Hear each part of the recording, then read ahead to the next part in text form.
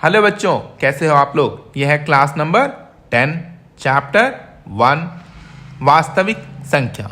आज हम लोग क्लास एक क्वेश्चन से शुरू करने जा रहे हैं। जो क्वेश्चन बहुत ही इंपॉर्टेंट है, बोर्ड मॉडल क्वेश्चन है वो, और बराबर रिपीटेड क्या होता है कि एग्जाम में आता रहता है। तो सबसे पहले मैं क्या करता हूँ, वो क्वेश्चन लिख लेता हूँ। और क्लास नंबर 9 में आप लोगों को इस क्वेश्चन से रिलेटेड सारा कॉन्सेप्ट मैंने क्लियर कर दिया था। अगर आपको वो कॉन्सेप्ट नहीं आता है, क्लियर नहीं है, तो फिर से आप क्लास नंबर 9 का वीडियो ध्यान से देखें और सुनें। ठीक है, तो मैं क्वेश्चन शुरू करने जा रहा हूं। पहले क्वेश्चन लिख लेता हूं मैं।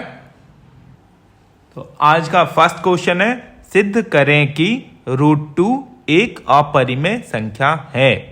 ठीक है, तो इसको हमें क्या करना है, प्रूफ करना है कि ये है एक अपरिमेय संख्या, है ना। तो देखिए इसको कैसे प्रूफ करते हैं। और इस क्वेश्चन को हम लोग करेंगे खंडन विधि से। ये खंडन विधि होता क्या है, सबसे पहले हम लोग क्या मानेंगे, ये जो है ना √2 वो मानेंगे ये परिमेय संख्या है। फिर जो माना है हमने कि ये परिमेय संख्या है, फिर बाद में क्या होगा, ये गलत साबित हो जाएगा कि आपने जो माना ये परिमेय है, ये परिमेय नहीं है। जैसे गलत साबित होगा तो उसके अकॉर्डिंग हम लोग कह देंगे कि ये √2 क्या है, एक अपरिमेय है। तो सबसे पहले हम लोग क्या करते हैं, क्या मानेंगे, माना कि √2 एक परिमेय संख्या है। अगर √2 परिमेय संख्या है तो परिमेय संख्या को हम लोग कैसे P/Q के फॉर्म में लिख सकते हैं, यानी कि A/B के फॉर्म में या P/Q के फॉर्म में लिख सकते हैं ना, है ना। इसको ऐसे लिखा जा सकता है, जहां पे A, क्योंकि आप खुद जानते हो कि परिमेय संख्या को हमेशा P/Q के रूप में लिखा जा सकता है। तो मैंने PQ नहीं लेके A और B ले लिया है। ठीक है, जहां पे A और B क्या है, सह अभाज्य संख्या है। सह अभाज्य संख्या आप लोग जानते हैं, वो संख्याएं जिसका HCF 1 होता है। कॉन्सेप्ट वाले क्लास में जाके आप देख सकते हैं, है ना, वीडियो नंबर 9 में। ठीक है, तो यहां पे A और B क्या है, एक सह अभाज्य संख्या है। ये मैंने लिख दिया, A और B क्या है, एक सह अभाज्य संख्या है। मेरे बच्चों, हम लोग इसको किस विधि से कर रहे हैं, खंडन विधि से। तो विधि का नाम मैं इधर लिख देता हूं। √2 के नीचे 1 लिख के अब इसको क्या करना है, हमें क्रॉस मल्टीप्लाई कर लीजिए। तो A × 1 A हुआ, अब बराबर कितना हो जाएगा, √2B, यानी कि A बराबर √2B। इस √2 को हटाने के लिए क्या करेंगे हम लोग, दोनों साइड वर्ग करेंगे। ठीक है, तो यहाँ पे दोनों क्या करते हैं, दोनों साइड इसका वर्ग कर लेते हैं, मतलब स्क्वायरिंग बोथ ऑफ साइड। दोनों पक्षों में, दोनों साइड में वर्ग किया तो A का स्क्वायर कितना होगा, A। √2 का स्क्वायर कितना होता है, 2। B का स्क्वायर कितना होगा, B²। तो मैं यहाँ पे लिख देता हूं। तो हमारे पास क्या आ गया, A² बराबर 2 गुणा में B²। अब मेरे बच्चों एकदम ध्यान से इस स्टेप को देखो आप कि A² का गुणनखंड क्या है, 2 भी है, और A² का गुणनखंड B² भी है। मतलब 2 क्या हुआ, अब खुद देख रहे हो ना, इसके गुणा के रूप में, मतलब A² का गुणनखंड 2 है, यानी कि ये 2 है। और हमें पता है जिस संख्या का, है ना, 2 गुणनखंड होगा वो संख्या 2 से विभाजित होगा। कहने का मतलब है कि A² क्या है, 2 से विभाजित है। इसको लिखना कैसे है कि 2 A² को विभाजित करेगा। तो आप रूल जानते हो, जो पहले वाले क्लास में हम लोगों ने किया था, क्लास नंबर 9 में। अगर A² 2 से विभाजित होगा तो A भी 2 से विभाजित होगा, है ना। अगर 2 जो है A² को विभाजित करता है तो 2 क्या करेगा, A को भी विभाजित करेगा। ये एक नियम है जो पिछली क्लास में मैंने बताया था। तो अगर 2 जो है ना A को विभाजित करता है, इसका क्या मतलब हुआ कि 2 क्या है, A का गुणनखंड है, क्योंकि गुणनखंड ही किसी संख्या को विभाजित कर सकता है। तो इस प्रकार हम लोगों ने क्या देखा कि 2 क्या करेगा, A को विभाजित करेगा। अतः ये 2 जो है A का गुणनखंड है। ठीक है, तो A को कैसे लिखेंगे, अगर मैं कहता हूं, देखिए ये रूल भी मैंने आपको समझाया था। मैं कहता हूं कि जैसे 35 है, 35 है, तो 35 का गुणनखंड 5 है। हाँ है, तो कैसे लिखेंगे उसके 5 के टर्म में, 5 गुणा में जो भी दूसरा नंबर आता है वो। अब मैं कहता हूं 35 का गुणनखंड क्या 7 है? तो हाँ है, तो पहले 7 लिखिए और दूसरा जो नंबर आता है वो। अब यहाँ पे क्या मिला हमें कि ए का गुणनखंड क्या है? 2 क्या है? ए का गुणनखंड है, तो ए को कैसे लिखेंगे?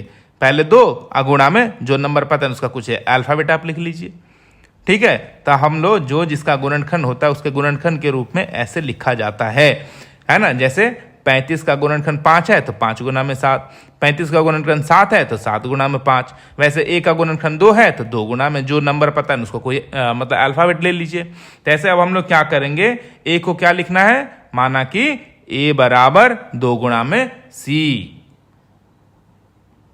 तो इस प्रकार ऐसे हमने मान लिया, क्योंकि 2 क्या है, ए का गुणनखंड है, तो ए बराबर 2 गुना में सी, ठीक है। अब यहां पे ना ये जो है ना इसको मान लेते हैं समीकरण 1। अब इस ए के मान को यहां पे डाल दीजिए। तो जहां ए है वहां क्या लिखना है, 2c, यानी कि ए स्क्वायर का क्या मतलब हुआ, यहां पे क्या लिखना है 2c स्क्वायर। तो हम लोग क्या करेंगे, यह मान समीकरण 1 में रखने पर, ठीक है। तो यहां पे देखिए समीकरण 1 में हम लोगों ने क्या किया, ए का मान, ये जो है ए का मान रखने से कितना हो जाएगा, ए का स्क्वायर है तो यहाँ पे ए का मान तो 2c है ना, तो 2c का भी स्क्वायर हुआ, तो 2 का स्क्वायर आ गया 4 और c का स्क्वायर c स्क्वायर हो गया। तो यहाँ पे क्या लिखना है हमें, 4c स्क्वायर। और RHS में जो है वही लिखिए। अब हम लोग क्या करेंगे, बी स्क्वायर का मान निकालेंगे। तो बी स्क्वायर बराबर कितना हो जाएगा, 4c स्क्वायर डिवाइडेड बाई यानी कि भागा 2। तो B square equal to this by this लिखना है हमें, ये आ गया B square equal to 4c square. अब ये कैंसिल हो जाएगा, 2 एकम 2 और 2 दूनी 4। तो हमारे पास बी स्क्वायर बराबर कितना आ गया, 2c स्क्वायर। तो क्या लिखा हमने, बी स्क्वायर बराबर जो बच गया ऊपर 2c स्क्वायर। अब आप फिर से बहुत ध्यान से इसको देखो आप, बी स्क्वायर का गुणनखंड क्या क्या है, 2b है, और बी स्क्वायर का गुणनखंड c स्क्वायर भी है। तो बी स्क्वायर का गुणनखंड 2 है, तो 2 क्या करेगा, ये 2 जो है बी स्क्वायर को विभाजित करेगा, क्योंकि किसी संख्या को उसका गुणनखंड ही उसे विभाजित करता है।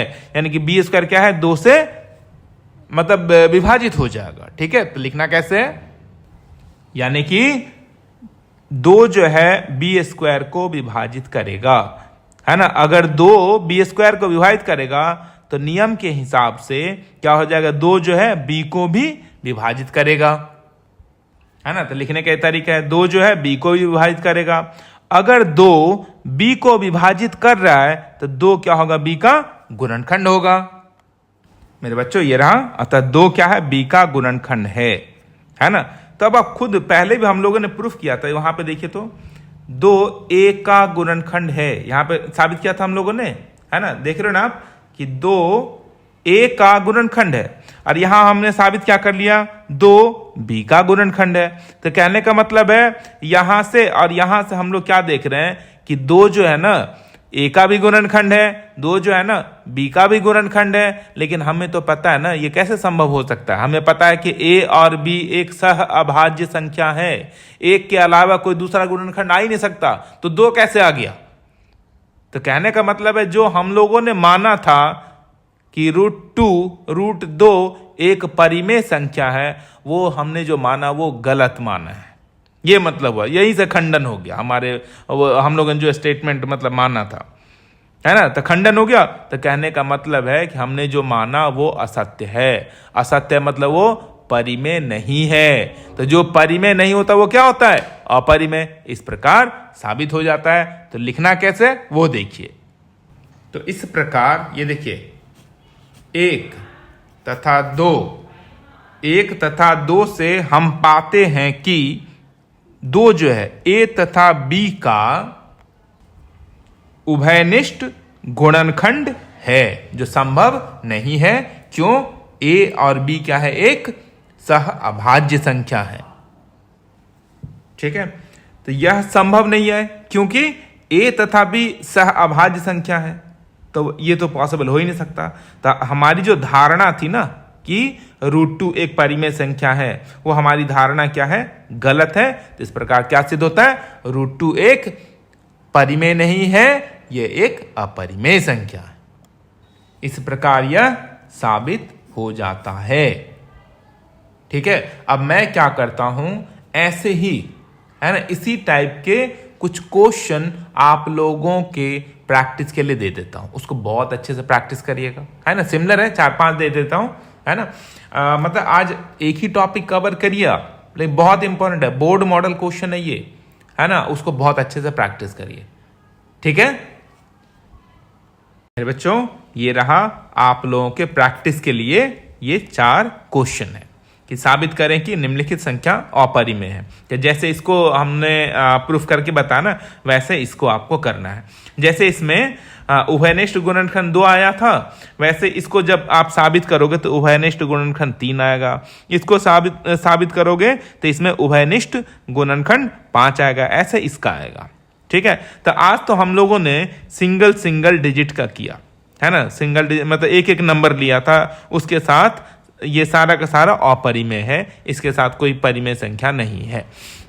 जो क्लास नंबर हम लोग 11 में करेंगे तो उसमें क्या करना है हमें कि इसमें कॉम्बिनेशन है। कॉम्बिनेशन मीन्स इसके साथ परिमेय संख्या भी आएगा, इसके साथ अपरिमेय संख्या भी आएगा। तो दोनों जब कंबाइंड रूप में होगा, एक साथ आएगा परिमेय संख्या अपरिमेय संख्या, उसको कैसे अपरिमेय साबित करना है वो मैं नेक्स्ट क्लास में बताऊंगा। तब तक के लिए मेरे बच्चों बाय बाय, खुश रहिए, चैनल को सब्सक्राइब करिए, लाइक करिए, शेयर करिए, ठीक है।